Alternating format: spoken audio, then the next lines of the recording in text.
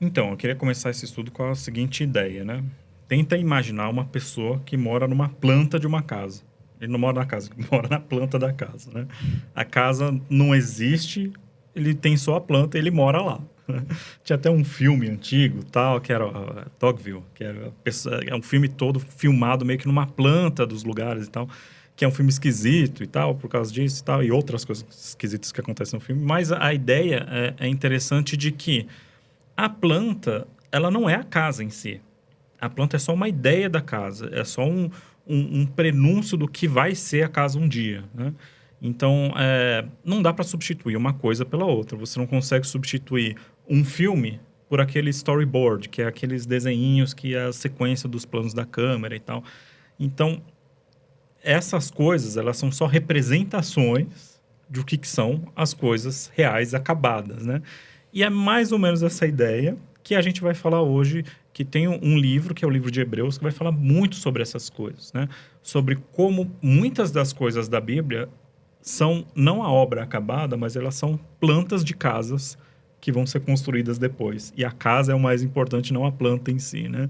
E que livro é esse, Akel? O que está acontecendo aqui? Livro de Hebreus. E o livro de Hebreus eu acho bem interessante, porque, de acordo com a tradição, ele costuma ser, na tradição cristã, lido bem no Tisha B'Av, que é uma data, fica mais ou menos próximo aí do meu aniversário, que é uma data terrível, que os judeus também comemoram suas tragédias, né? Quando os dois templos eles são destruídos. Então é um livro que era lido ali de acordo com a tradição, porque no livro de Hebreus fala de algo que é superior ao santuário terrestre. Fala de Cristo, que é superior ao santuário terrestre, é superior ao sacerdote terrestre. Então, porque o sacerdote ele precisa fazer ali o perdão até mesmo algumas vezes dos seus próprios pecados. E entrava com sangue de cordeiro no santuário, mas Jesus não, ele entra com o seu próprio sangue. Então, tá falando de uma realidade superior àquela terrestre. Então, tipo, olha, não fiquem tristes aí porque os dois santuários foram destruídos, porque através de Jesus Cristo a gente tem acesso a realidades celestiais. Então, é como se através da leitura do livro de Hebreus as pessoas ali tivessem um consolo. Então, eu acho que é isso, né? E é porque eu sempre lembro da minha data de aniversário e fico pensando que eu nasci bem nas tragédias. Mas o livro de Hebreus, quando ele foi escrito, o Templo de Jerusalém ainda estava em pé. Sim. Ele passou a ser lido, linkado com esse significado teológico que você colocou aí, né? Ele ainda estava em pé. E assim, e você vê uma tensão no livro de Hebreus, né? Porque você tem ali uma comunidade de origem judaica que cria em Jesus como Messias, mas eles estavam dentro daquele plano que a gente viu lá da igreja de Jerusalém, né? Eles criam Jesus como Messias, haviam recebido tudo isso, mas ainda estavam tentando fazer uma espécie de continuidade ali entre os ritos, as cerimônias e tudo mais que acontecia no Templo de Jerusalém com a fé que eles tinham em Jesus ali. Então é o que você falou, né? É morar na planta, né? Eles estavam morando na planta ali também. E essa que é a questão, para você poder entender como entender o significado do que Jesus e a narrativa do Antigo Testamento, como ele é o clímax de tudo isso, como ele aponta para isso tudo, né? E como você deve agora viver com base nisso. Então você não pode ficar parado o tempo todo naquele recorte X da história, no storyboard que você falou, sendo que você já viu o filme completo, já 3D, entende? Então eles estavam ali meio naquele negócio, naquela coisa incipiente ali. Então a carta é escrita para fazer eles entenderem que se você recebeu o sacrifício de Cristo pela fé, se você aceita que ele derramou o sangue, que ele ressuscitou, que ele é o sacerdote, que ele venceu, que ele é o rei, não faz sentido você agora chegar lá e oferecer um animal no templo de Jerusalém para ter o perdão dos seus pecados. Entende? Você depender daquele ritual, daquele sistema, da intercessão do sacerdote lá do templo, sendo que você tem Jesus como seu sacerdote. Então, tentar fazer o casamento entre essas duas coisas vai fazer com que você não fique em nenhum dos melhores mundos dessas duas realidades. Entende? Então, você tá ali, você não está nem aqui nem lá. Sabe? Então, é escrito para uma comunidade que estava tendo dificuldades em entender até que ponto Jesus é o cumprimento, a encarnação, a completude de tudo aquilo que era o que o sistema do templo e dos sacrifícios apontava. né? Tem coisas que eu acho interessante, tipo ali no início do livro de Hebreus, fala que Jesus é superior aos anjos. Então, se a gente for ver, de acordo com a tradição judaica, a lei no Sinai tinha sido entregada pelos anjos. Daí quando você... Porque você olha assim, tá, mas o que anjo tem a ver aqui? Então, quando você coloca assim, olha, Jesus é superior aos anjos. Então, tipo, você tem ideia da figura que é Jesus. Ele é a maior revelação de Deus. Tipo, Deus, ele falou através de várias pessoas, mas aqui falando através de Cristo. Então, é muito sério. Muitas pessoas têm medo a hora que lê Hebreus, porque fala assim, nossa, se eu não aceitar Jesus, se eu não invocar o nome de Jesus, eu tô ralado. Porque é só por meio dele que vem a salvação. Só que o autor, que a gente não sabe que autor aqui que é, pode ser Paulo, pode ser algum dos companheiros de Paulo, pode ser Barnabé, pode ser Priscila. Mas quem está escrevendo aqui, ele na verdade está dizendo, olha só, como Jesus é superior a tudo que você conhece. Ele é o melhor que existe. Então é uma tolice você não aceitar esse Jesus, porque ele é superior a Moisés, ele é superior aos profetas, ele é superior aos anjos. Você acha que anjo é grande coisa? Ele é superior a tudo isso. E tem uma figura que é colocada aqui, que é uma figura que aparece na escritura do Antigo Testamento e aparece também nos manuscritos do Mar Morto, né? Que é a figura de Melquisedeque. Então, de acordo com os manuscritos ali do Mar Morto, Melquisedeque é alguém ligado ao Messias que virá. Mas na Bíblia, Melquisedeque, ele aparece, Abraão, ele dá dízimo para Melquisedeque, bem quando acontece uma guerra de 5 contra 4 reis, e Ló, que é sobrinho de Abraão, ele é sequestrado e todas as coisas dele vão... E daí, tipo, Abraão lá com 300 homens vai, tipo, monta um exército, vai lá e pega todas as coisas. Daí o rei de Sodoma quer pagar para Abraão por ele ter salvado, né? Daí Abraão fala assim, olha, não quero nada, não quero nenhuma correia de sandália. Mas ele enxerga Melquisedeque, que é um sacerdote que a gente não sabe, enfim, da onde que aparece, da onde que surge. E Abraão dá o dízimo para esse sacerdote. É uma figura bem enigmática, né? É uma figura enigmática. Então, tipo, Jesus, quem que ele é? Ele é sacerdote, mas é da linhagem de Levi? Não. É de uma linhagem superior. Porque o argumento deles é assim, né? O sacerdócio, lá, pensando nessa galera que está vinculada ao templo de Jerusalém. São cristãos, mas vinculados ao templo. Mas Jesus é o sacerdote. Tá, mas ele é o sacerdote como? O sacerdócio é levítico. Todo sacerdote é levita. E ele é descendente Nós sabemos. de Judá, né, e é Jesus? aquela coisa, né? Nós sabemos pela Bíblia. Tá aqui, ó. Tá na Bíblia, tá no texto. Quem é a tribo a qual se atribui sacerdotes? Levi. Então, não vem falar que Jesus é sacerdote, porque ele é da tribo de Judá. Ele é da tribo dos reis. Davi era de Judá. Jesus, ele é da tribo de Judá. Ele não é sacerdote, né? Só que essa visão, como a gente estava colocando, né, de você enxergar o todo ali da história, né? Você tem o Melquisedeque, tá? E qual a ligação que você tem de Jesus com o Melquisedeque, né? Aí você vê, Melquisedeque, ele aparece na história do nada, né? Tanto que tem muita gente que lê Hebreus e começa meio que a pensar que Melquisedeque é uma figura transcendental, Melquisedeque é uma encarnação de alguma coisa, Cristo aparecendo para Abraão, etc. Não, ele aparece na história assim do nada, sabe? É um recurso narrativo, descreve ele assim. Mas o autor de Hebreus já pega isso para mostrar, tá vendo? Ele apareceu aqui, não fala de quem ele é filho, não fala de onde ele vem. E outra, ele é Meler, rei, né? Tzadik, justo, sabe? É o Melquisedeque, né? É o rei da justiça, ele é rei justo, né? E Salém era a região de Jerusalém, onde Abraão encontra com ele. Então ele é o rei de onde? De Jerusalém. E ele é o sacerdote, porque Abraão vai dar o dízimo para ele, e ele vai dar pão e vinho para Abraão. Então eles fazem um pacto ali e ele abençoa Abraão. Põe a mão na cabecinha do Abraão, ele abençoa. Agora, Abraão é o cara em quem todas as nações da terra seriam abençoadas. Então, quem é que tem prerrogativa de abençoar? É o Abraão, porque Deus tem um pacto com ele para toda a humanidade. Só que Abraão vê que tem alguma coisa que o Melquisedeque tinha com Deus que era maior do que o que ele tinha com Deus. Entende? Então, quando ele vê o Melquisedeque, ele fala, não, opa, peraí, tem uma coisa aqui que tá além de mim. E aí ele vai dar o dízimo para Melquisedeque e ele abaixa a cabecinha lá para o Melquisedeque abençoar ele.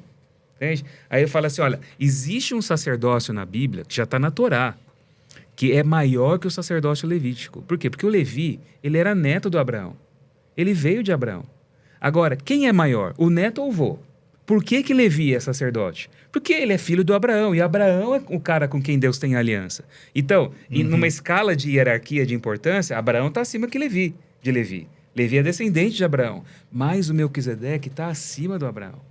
Entende? E é esse sacerdócio aqui, ó, que não está vinculado ao templo de Jerusalém. Esse sacerdócio não tem lugar, você não sabe de onde veio, sabe?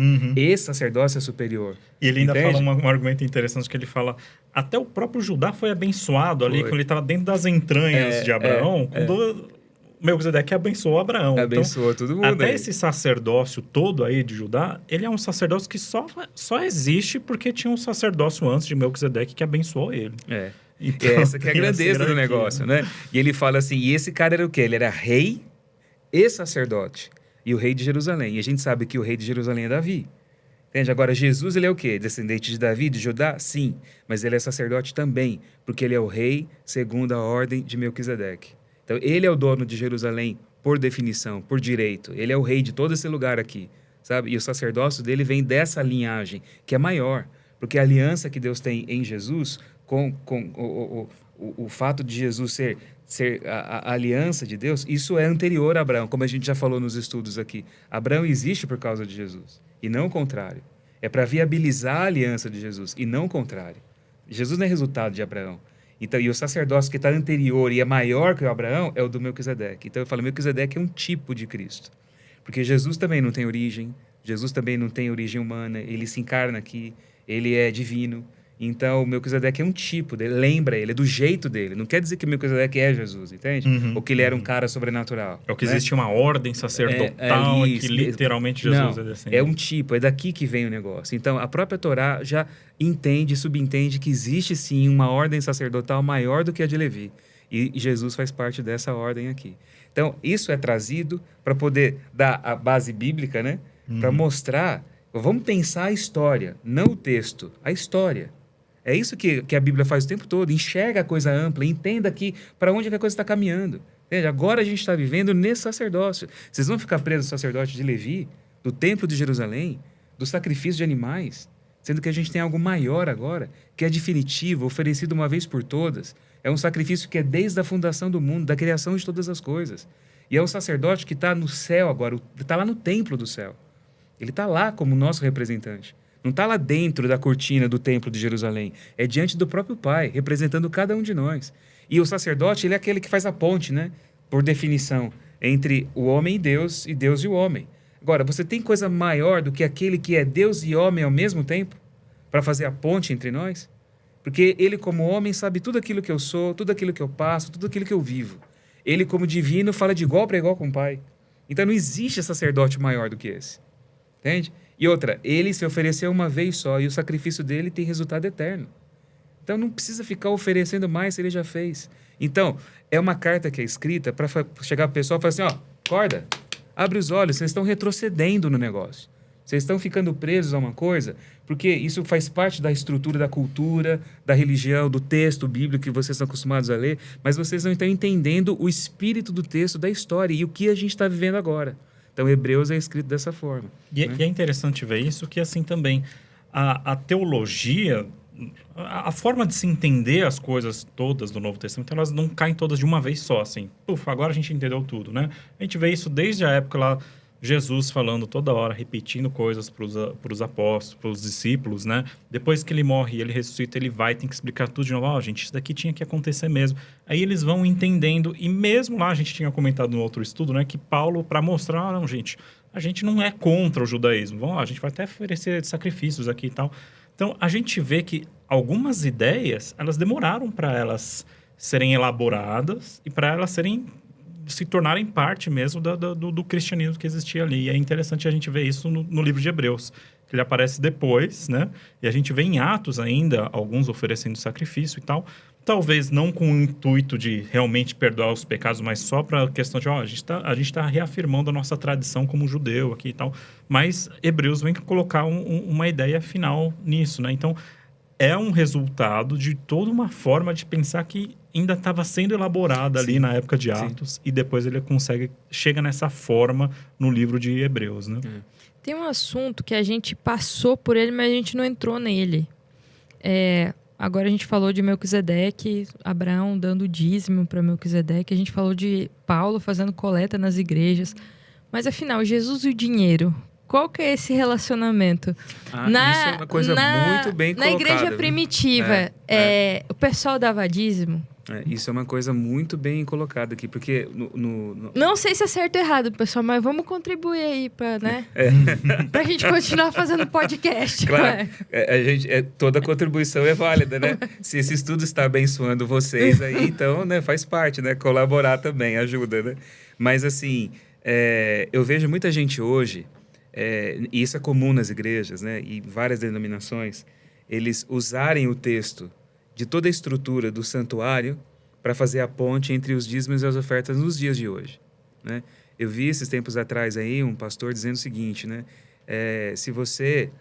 porque existia... Olha como vai o raciocínio da coisa, né? Sacrifícios por pecados cometidos contra as coisas sagradas. Então, lá em Levítico, na Torá, diz assim, você cometeu um pecado contra coisas sagradas, você tinha que oferecer uma oferta e 20% mais da oferta que você ofereceu. Tinha que ter mais ou menos que um juros. Quando Nossa, é o pecado para coisas... Falar disso. Eu já vi na minha igreja sagradas. ainda. Então, e aí o que a pessoa fala? Se você não deu dízimo, você cometeu um pecado contra coisa sagrada. Então, assim, se mês passado você teve lá um problema, ficou devendo uma crise e tal, e você usou o dinheiro do dízimo para poder pagar lá algumas contas, você cometeu pecado contra a coisa sagrada. Agora, você pensa que no mês seguinte você vai lá de boa devolver o diziminho normal, como se nada tivesse acontecido? De jeito nenhum. Você tem que devolver de novo aquele que você ficou devendo. Mas não é só pagar o dízimo que você ia pagar lá. Você tem que dar aquele dízimo que você ia pagar lá, mais 20%, porque é pecado contra a coisa sagrada. Deus é agiota, né? Total. Mas e aí, e aquela parte que... com base no sacerdócio levítico, tá entendendo? Mas daí você pega o santuário e fala assim, olha, se vocês não conseguirem, tipo, é pra você pegar o dinheiro do dízimo e comprar cerveja, como é que faz daí? Então, por isso que você vê assim... A gente não está vivendo agora debaixo da lei do sacerdócio levítico. É isso que o povo não entende. Quando Jesus morreu, o que aconteceu com o véu do santuário? Ele rasgou. E o que ele estava querendo dizer com o véu do santuário? Rasgou. Aí essa galera pega o véu e costura ele de novo. E pendura ele outra vez. Entende? Para poder entender. Jesus é representado muitas vezes com roupas de sacerdote levítico. Entende? Quando, na verdade, ele não é o sacerdócio levítico, ele é o sacerdote segundo a ordem de Melquisedeque, de outras realidades, entende? E Paulo fala isso. A gente costuma falar Paulo, né? As cartas aos Hebreus, a gente não sabe se foi Paulo. Pode ser que sim, pode ser que não. Mas ele diz assim lá, né? O texto diz assim, o autor de Hebreus diz assim, quando há mudança de sacerdócio, há mudança de lei, ele fala. Aplicando a toda essa questão dos rituais que eram realizados. Então, assim, é um novo patamar, é uma nova compreensão.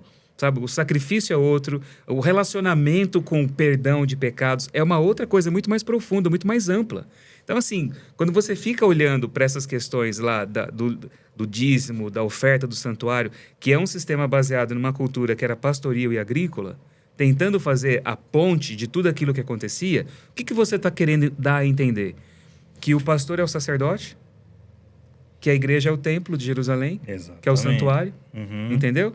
E que os dízimos e as ofertas, eles estão num pé de igualdade de representar aquilo que Cristo era. Porque a oferta representava Jesus no santuário. Entende? Então, assim, hoje, o equivalente ao sacrifício de Cristo é o que você faz dando dízimo e oferta. Eu só queria depois citar, porque eu falei aqui rápido, mas a parte que eu citei de comprar cerveja com dízimo é Deuteronômio 14, que diz assim: contudo, se o local for demasiado distante para ti, e tiver sido abençoado pelo Senhor teu Deus, e não seja possível carregar todo o dízimo, porquanto o local escolhido pelo Senhor para ali assentar seu nome é longe demais, troca o dízimo por prata e leva esse dinheiro ao local que o Senhor teu Deus tiver estabelecido. Lá poderás trocar a prata ou dinheiro por tudo que quiseres comer, carne de vaca, ovelha, carneiro, vinho, bebida fermentada ou qualquer outro alimento que desejares. Então, e aí? Você percebe como é que é complicado você fazer a ponte disso com isso aqui agora? Então, e aí a leitura é seletiva e aquela coisa, Exato. né? Vai só até a página 2. Exatamente, é só a página 2 e aquela coisa, tá na Bíblia. Você abriu a Bíblia, o cara tá lendo aqui, é verdade, tá na Bíblia. Pronto, acabou. Só que você tá tendo uma leitura enviesada, fragmentada, cortada, que era exatamente o que a galera lá de Hebreus fazia. Por isso a carta foi escrita para desmontar essa leitura do sistema do santuário, entendeu? Então, assim, no Novo Testamento, você tem as ofertas, existe a questão do dinheiro. Eu não falei que Paulo fez a coleta, levou para Jerusalém? Era uma fome que o povo passava. Então, dinheiro sempre é importante para você poder manter tudo nesse mundo. Faz parte de tudo isso. Sabe? Uma igreja, uma organização, um time de futebol, qualquer coisa que seja. Sem dinheiro não existe nesse mundo. Só que qual é a motivação para aquilo que eu dou? Por que eu dou dízimo e oferta? Porque é obrigado, de acordo com a lei do santuário, e o sacerdócio, e o pastor porque que é o você vai ser sacerdote. amaldiçoado, pastor, se você não devolver. Exatamente, eu preciso da bênção. bênção. E as coisas não vão prosperar. Então, a motivação, quando ela é pautada dessa maneira, como é uma questão de salvação, uma questão da bênção, quando é barganha com Deus, eu estou completamente fora do sistema da graça. Por que é graça? Na mentalidade aqui de Paulo, quando ele escreve para os Coríntios, falando da coleta, ele fala o seguinte: olha, gente, o espírito de gratidão é o que deve movimentar a gente para fazer tudo. Tudo. Generosidade, né? Ninguém passa por necessidade. Gratidão, dízimo é o basiquinho da coisa. Você entende? Dízimo é o basiquinho. Você tem que estar para além disso daí quando você entende que seu coração está naquilo que realmente te abençoa, que faz bem para você. Então, se você dá de acordo com aquilo que você carrega no coração como vontade, como desejo, mas em gratidão pelas bênçãos que você já recebeu daquilo no qual você faz parte. Não é para você negociar com Deus, não é para você pagar a mensalidade do clube, entende? Não é para você pensar que Deus é um agiota, entendeu? Poxa, eu não dei agora, então eu vou ter que dar agora a oferta mais os 20%, porque está lá na Bíblia falando isso daí. Exato. Gente, que Deus que é esse, gente? Então, aí vira um assunto tenso, porque a gente vive num contexto onde a gente te vê acontecer e, óbvio, a gente vê os casos que são os que mais chamam a atenção, mas não é a regra, que é o caso de pastores que ficam muito ricos. Sim. Porque eles cobram muito essa ideia de dízimo, de ofertas, e na base daquela ideia de que eu vou ficar rico porque eu sou fiel a Deus, mas se você der dinheiro para a nossa igreja, você também vai ficar rico. Então vira toda uma religião que está baseada na ideia de você crescer financeiramente, né? Então tem primeiro esse ponto, que é uma distorção que acontece, que está totalmente extra do texto bíblico. Se você for ver os sacerdotes, eles eram sustentados basicamente com comida, né? Comida. Era isso que era dado lá no templo, no santuário, era o sacrifício. Eles comiam aquele sacrifício e viviam daquilo. Inclusive, se a gente for levar esse paralelo de novo, literalmente, você vai e leva uma carne leva um bolinho feito de farinha e fala, tá aqui o meu. Olha que às vezes se você levar uma peça de picanha vai ficar mais caro que o dízimo.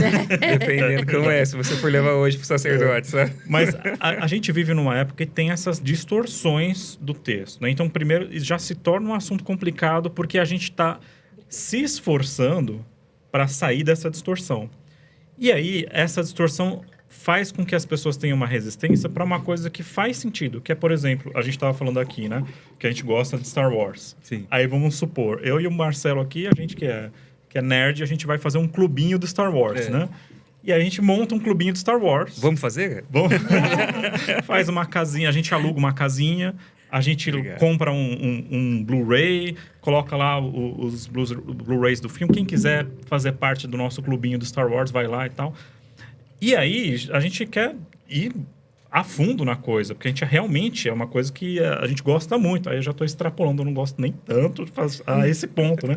Mas a gente vai pagar alguém para ser um especialista em Star Wars, para a gente assistir o filme com alguém comentando todas as cenas e explicando toda a história. E alguém vai se dedicar integralmente a isso, a esse clubinho que a gente formou. Então, as pessoas fazem isso na sociedade e elas estão dispostas a pagar parte do sustento delas para essas coisas que elas acham importantes, né? Às vezes, até as próprias streamings que a gente paga. Muitos cursos de internet que a gente compra. Muitos cursos. É uma porcentagem grande do nosso dinheiro que a gente está colocando em algo que a gente acredita.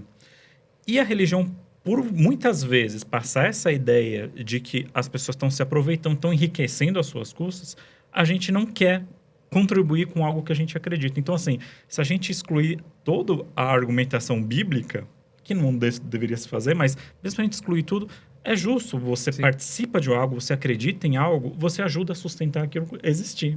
Se ninguém sustentar... Eu, por exemplo, eu não sou pastor, não estou dedicado o tempo todo. Poderia, né, gente? Poderia, Poderia, mas aqui, a Raquel e o Marcelo Reverendo Rony. se Aposto, dedicam papo. o tempo todo para isso, né? Estudam para isso e tal. E eles vão comer o quê? Vão vestir da onde? Então, se você acredita no trabalho desses pastores, ajudem a sustentar esse Nossa, eu trabalho. gostei pra muito isso desse existir. apelo, Rony. Você tá muito bom Mas é hoje. verdade, porque é um apelo que vai para um argumento que nem é religioso, nem é bíblico. A gente não precisa nem recorrer a um dogma bíblico para entender que é justo sustentar o trabalho de gente que a gente acredita. As pessoas fazem isso na internet o tempo todo. Mas, infelizmente, por causa desses casos que acontecem, a gente tem uma resistência natural quando o negócio é religioso. Que deveria ser algo que eu acredito muito mais, eu acho muito mais importante, mas aí eu não vou contribuir porque tem muita gente aí que quer sacanear os outros. E tal, né? E eu Assim, acho que... desculpa, Raquel. não, desculpa. Eu tava pensando que você falou de contribuir para aquilo que a gente acredita. Então, se a gente for ver na igreja, você falou das coletas, o pastor tava falando das coletas e tal, que foram feitas. E ninguém na igreja passava necessidade porque existia generosidade. Então, hoje, se a gente for ver, muitas vezes a gente gasta dinheiro com muitas coisas e a gente tem um irmão do lado que está passando necessidade. Eu não estou dizendo que assistência você só ficar dando dinheiro, que isso é uma ideia boa, mas, por exemplo, a gente conhece o Instituto Sementes, que tem vários projetos ali, tipo, de ajudar a população oferecendo serviço dentário, serviço educacional, profissionalizante. Então, muitas vezes a gente deixa de contribuir com coisas que são muito boas e não exerce a generosidade que Deus quer que a gente exerça, né? Sim. Esse é o princípio do Novo Testamento, sabe? Que é o princípio da Bíblia. É que quando você lê toda aquela estrutura do sacerdócio levítico, a gente está olhando para uma realidade histórica, um momento, uma instituição do santuário que tinha que se manter de uma forma, dentro de um ambiente onde a cultura era agrícola, pastoril e tudo mais. E depois o templo de Jerusalém, que já vai adquirindo outros contornos na história, com outras necessidades que os sacerdotes também tinham ali para poder manter toda aquela estrutura que acontecia no templo. Mas quando você vê a igreja cristã, você pode perceber que você lê o que Paulo escreve para as cartas, você não vê ali nas cartas uma teologia do dízimo aparecendo. Fala da oferta e da generosidade. E tem esse princípio que você falou. Quem prega o evangelho, viva do evangelho.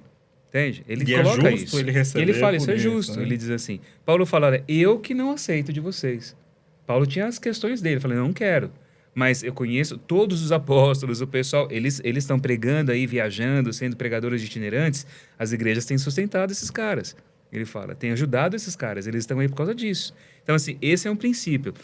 O dízimo, ele vai sendo atrelado à igreja, porque até então o dízimo está ligado ao templo de Jerusalém. Dízimo é para lá que vai. Entende? Na época da igreja primitiva, nos textos do Novo Testamento, o templo ainda está lá. Então, o dízimo está indo para lá. Você não vê o dízimo deixando de ser dado no templo e sendo colocado lá na tesouraria da igreja de Corinto. Isso não acontece. Por isso que Paulo não está falando de dízimo ali. Entende? Ele está falando das ofertas, da generosidade. Porque está relacionado com o sacerdócio. Né? Então, com o passar do tempo, depois que o templo foi destruído e a igreja ela foi se tornando também uma instituição, né? O dízimo ele foi virando uma espécie de imposto da igreja, foi sendo direcionado para a igreja. Depois Constantino, imperador de Roma, ele se torna imperador e tal. Então o dízimo é um imposto do império para se manter a igreja como uma instituição. Aí a coisa uniu as duas realidades, né? O dízimo e as ofertas e tudo mais que acontecia. Mas a Bíblia fala da generosidade, de você, como Jesus diz, onde está o seu coração, ali está o seu dinheiro também. São coisas práticas da vida, porque a gente está num mundo onde essas coisas elas funcionam na base disso tudo. Então a gente tem que entender que se alguma coisa te faz bem e você é abençoado por aquilo e tem gente ali se esforçando para que aquilo chegue até você, nada mais justo do que você, de acordo com generosidade, sinceridade e reconhecimento, participar. Mas não que você vai deixar de ser salvo, que você agora vai ser cabeça e não vai ser cauda, que você agora vai ter prosperidade na sua vida, que o gafanhoto não vai comer, o devorador não vai chegar, que a doença não vai bater na tua porta. Não é isso, não. Tá? Não é na base dessa motivação. Porque o sacerdócio levítico e o templo de Jerusalém não existem mais. Entende? É uma outra ordem, é uma nova concepção. Então, esses textos que são pensados da Bíblia para poder meter no povo medo, terror, fazer com que você pague o que está atrasado com juros, mostrar Deus como um agiota e a igreja como o templo e o sacerdote como o pastor ali, isso acabou, cara. Isso acabou. O sacerdócio é de todos os crentes. E Jesus é da ordem de Melquisedeque. E é importante a gente falar nisso, porque a gente pode comentar de todos esses paralelos, né? Que a gente tem 3 elementos muito importantes no Antigo Testamento, centrais para a religião israelita, que é o santuário, o sacerdócio e os sacrifícios. E Hebreus vai tratar de todos esses elementos, e ele não vai fazer isso uma relação direta como acontece hoje, que a relação, como você tinha falado bem, Marcelo, é que a igreja é o santuário, tem a mesma função e funciona do mesmo jeito. Os líderes da igreja são os sacerdotes. E essas contribuições, as ofertas, os dízimos, são os sacrifícios, né? E é importante a gente ver que não existe essa relação na Bíblia. Primeiro, os únicos sacerdotes que aparecem no Novo Testamento tem 2 sacerdotes. Primeiro, Jesus, que é o que a gente está falando aqui em Hebreus. Ele é o sacerdote da ordem de Melquisedeque, né? É um sacerdote maior, ele até de outra, ele nem é um sacerdote descendente de Levi. E segundo, quem mais é sacerdote? Todo mundo. Então não existe uma casta de pessoas, um grupo de pessoas que eles são sacerdotes e os outros não são. Todo mundo que entra nessa aliança com Cristo, que aceita esse sacrifício, que quer fazer parte da fidelidade de Cristo, como a gente tinha comentado no último episódio, se torna sacerdote. Não tem uma diferença hierárquica entre os membros do ponto de vista de sacerdócio. Então, Cristo é sacerdote e todo mundo é sacerdote. O santuário não se torna a igreja. Essa relação, ela não aparece em nenhum lugar do Novo Testamento. O texto que chega mais próximo é um texto, se não me engano, de Tessalonicenses, que fala que a igreja é a casa de Deus, que é uma expressão que também é usada sobre o santuário, mas a ideia ali é que a palavra igreja, acho que é o povo. A gente, não sei se a gente chegou a comentar disso. Não, a gente não chegou a falar. É a palavra eclésia, que significa uma reunião de pessoas. Então tem outros textos que falam a igreja que se reúne na casa de não sei quem. Então, a igreja... porque não tinha construções para abrigar esse povo nessa época. Nunca é o prédio. A igreja é a galera, é a reunião de gente.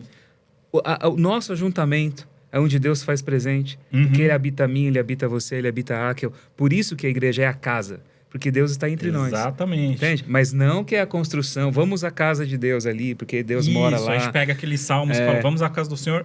Que é um salmo falando do templo de Jerusalém. Que é o templo. E não é a igreja. Igreja e santuário são instituições diferentes, com objetivos diferentes, inclusive. Porque o santuário, primeiro, você não entrava lá dentro do santuário.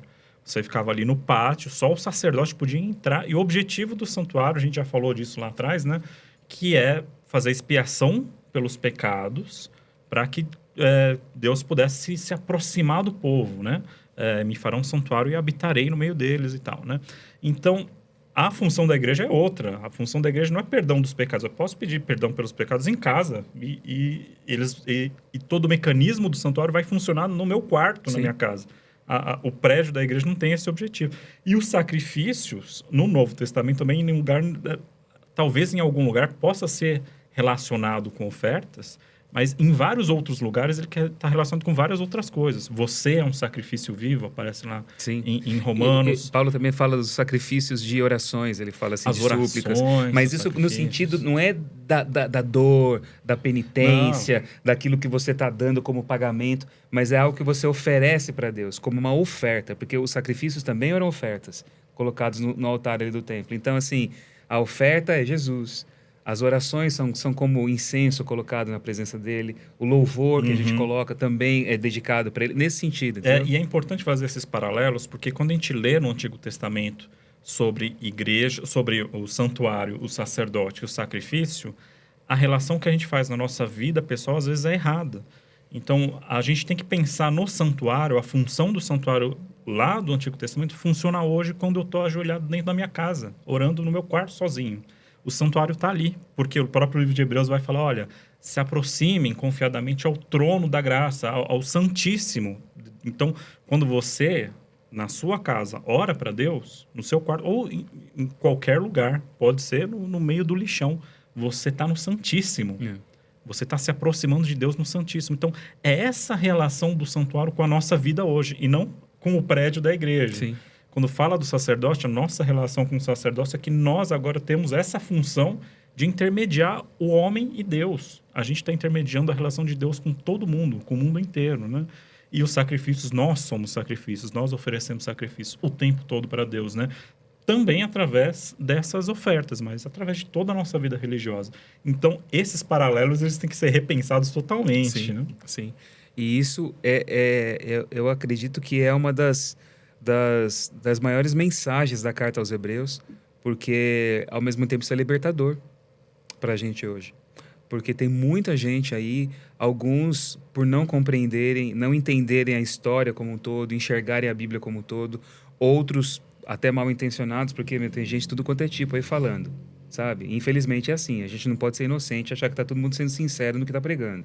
Ainda mais quando lida com grana e com poder, porque essa questão a instituição religiosa é exercício de poder, entende? Sim. Então, assim, quando eu me coloco como representante de Deus, eu sou o sacerdote do Senhor, eu sou um ungido, sacerdote, entende? A igreja é minha instituição, é o templo, tá? Nós somos a representação de Deus aqui, fora da igreja na salvação, fora do templo, e eu sou o intermediário entre você e Deus. Meu, você tem o controle total e está todo mundo aqui na tua mão.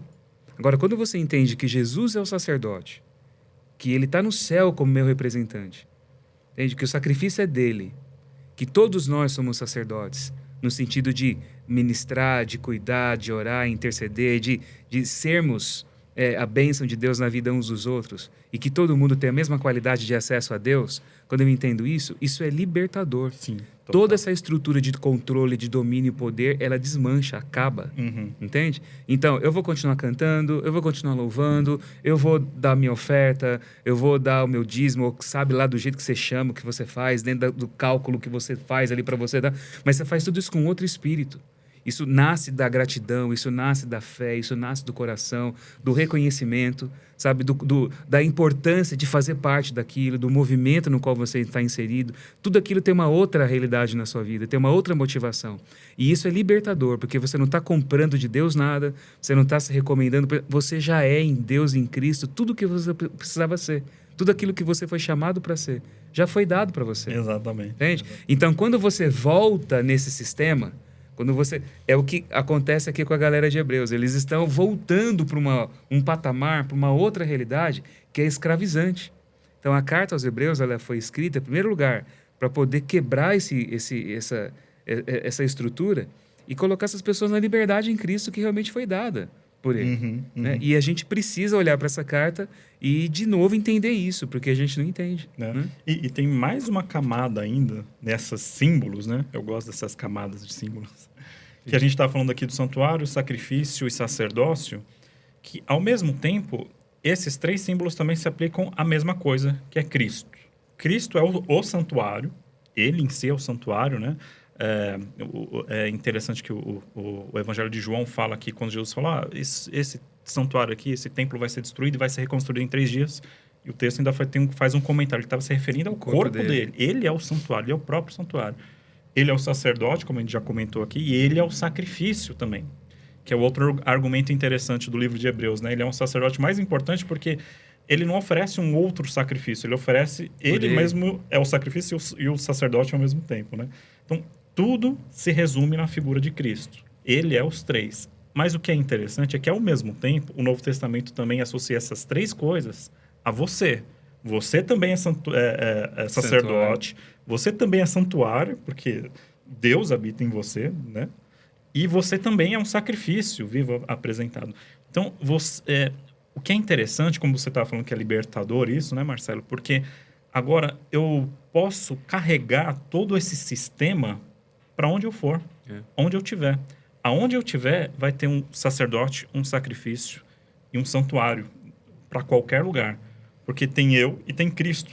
E nós somos essas três coisas ao mesmo tempo, né? Então, todo esse sistema que acontecia... Hebreus vai fazer um outro argumento interessante, que ele vai falar, na verdade, aquele sistema lá dos israelitas, ele não perdoava de verdade os pecados. Ele vai falar lá no capítulo 10, porque o sangue dos bodes e dos cordeiros nunca teve poder realmente de perdoar pecados. E aí a gente volta para a nossa introdução, né? Aquilo era só um esboço, aquilo era só a planta da casa. Aquilo estava só apontando para uma ideia. E agora você está vendo a ideia real. E aí, quando a gente pensa assim, é interessante que os antigos israelitas é que eram perdoados os pecados deles por causa de Cristo. E não a gente precisa de um santuário aos moldes do antigo Israel para ter nossos pecados perdoados. Então, aquele sistema não funcionava. É o sistema de hoje que funcionava antigamente.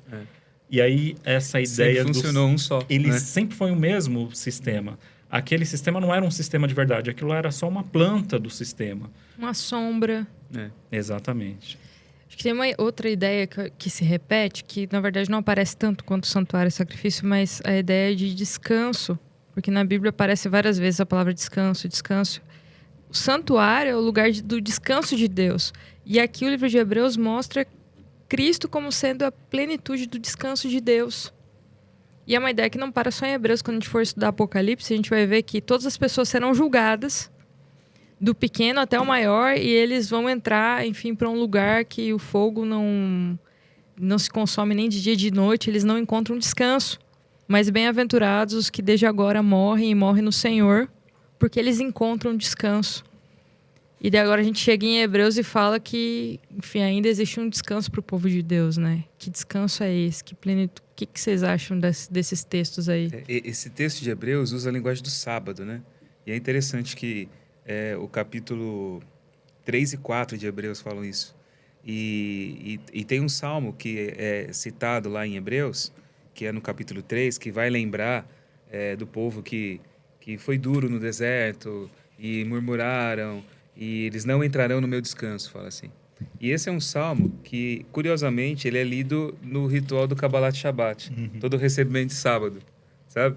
Quando é costume, né, entre as famílias assim de judeus, eles têm os seus rituais para receber o sábado, e você acende as velas ali para receber o Shabbat e tal.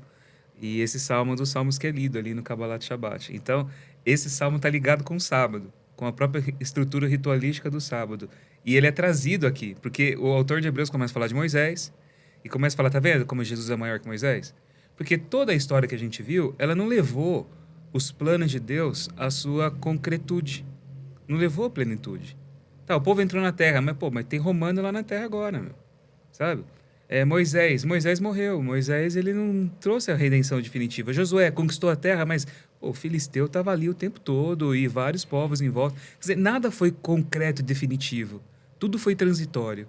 Eles não entraram no descanso.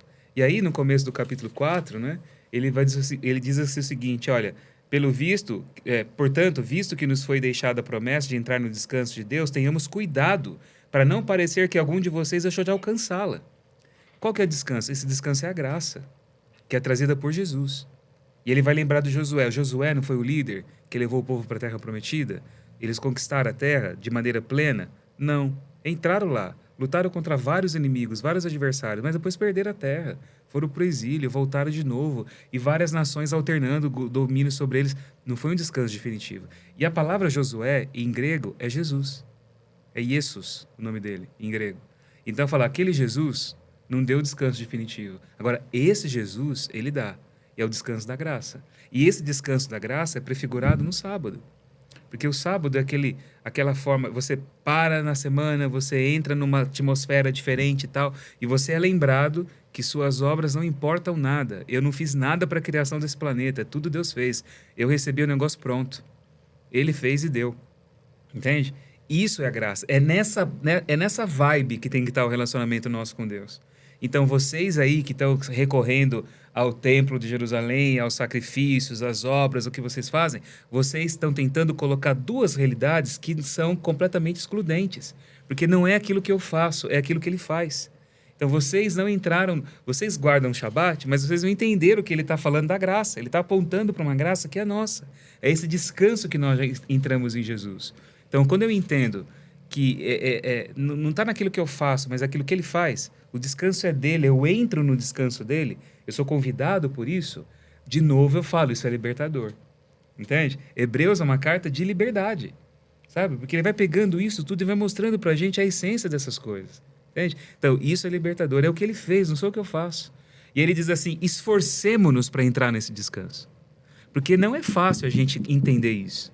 Porque o espírito humano é de tentar fazer para merecer, de barganhar com Deus, de comprar o mérito, de levantar outros templos, sacerdotes e sacrifícios. Entende? Essa é a religião humana. Isso vem desde o paganismo, está presente no nosso DNA. Está em nós. Agora, descansar completamente nele demanda sacrifício. Demanda esforço para eu poder abandonar a mim mesmo, para confiar completamente naquilo que vem dele. Entende? Mas ele fala assim, olha, eu tenho medo que muitos de vocês chegaram até aqui, mas não entraram no descanso, como o povo aconteceu lá no deserto. Então, a história lá de Moisés, do povo que morreu no deserto, entrou na terra prometida, não conseguiu usufruir da terra, está se repetindo na vida de vocês. Porque vocês conheceram o evangelho, mas não estão vivendo aquilo que ele traz de benefício. Entende? E aí ele resgata a história do culto do sábado e tal, para lembrar tudo isso e explicar para a gente por que em Cristo nós temos descanso. É o que Jesus falou, né? Venham a mim, porque eu sou manso, eu sou humilde de coração, e vocês vão achar o quê? Vão achar descanso para a alma de vocês. Nossa, essa ideia é muito atraente pra gente que tem mais de 30 anos, que vive cansado. Que vive com dor nas costas, né? Mais de 30 anos, eu já tô com quase 50, eu tô mais cansado ainda que você nem imagina. Não, eu já passei dos 30 há muito tempo. Mas é interessante que tem esse engano que a gente faz, porque, por um lado, todo mundo quer essa ideia de descanso, digamos assim, esse descanso na essência da humanidade, você descansar sua alma, mas ao mesmo tempo a gente cria mecanismos que a gente foge desse descanso. A gente se boicota, né? A gente se boicota. A gente se boicota, porque é aquele negócio, né? É difícil eu colocar tudo na mão de Deus e ficar de boa. E achar que tô tranquilo, tô sossegado, tô em paz. A gente não aceita isso.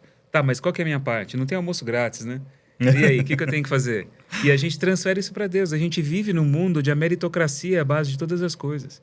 Então, eu tenho que ser, para poder receber e ser reconhecido, eu tenho que ser abalizado de alguma forma por alguma avaliação positiva por algo que eu realizei.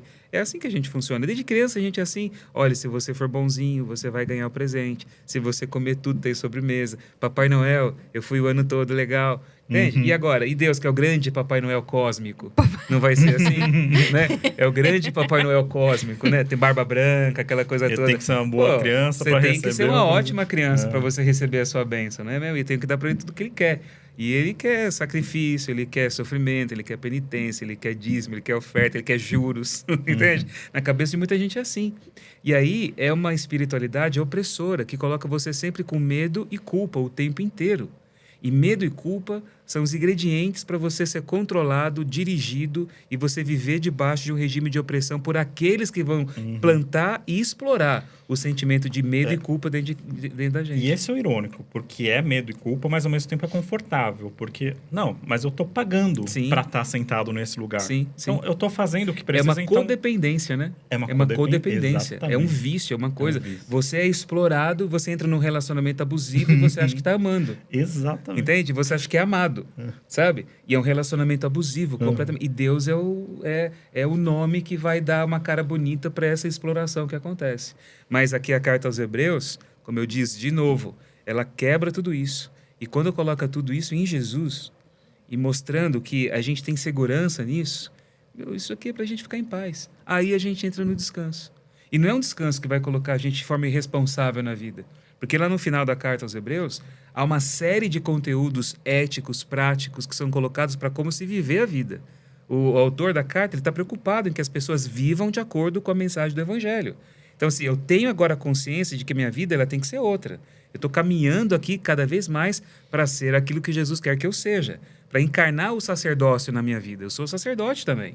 E o sacerdote ele vai viver a altura ética desse chamado que ele tem.